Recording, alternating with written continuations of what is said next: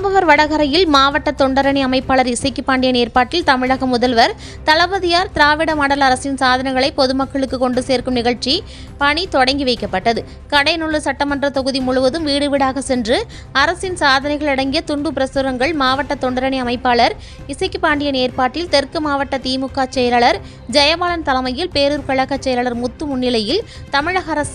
தமிழக முதலமைச்சர் மு.க.ஸ்டாலின் சாதனை விளக்க பிரசுரங்கள் சாம்பவர் வடகரை பேரூராட்சியில் பொதுமக்கள், ஆட்டோ ஓட்டுநர்கள் என பலருக்கும் வழங்கி துவக்கி வைக்கப்பட்டது.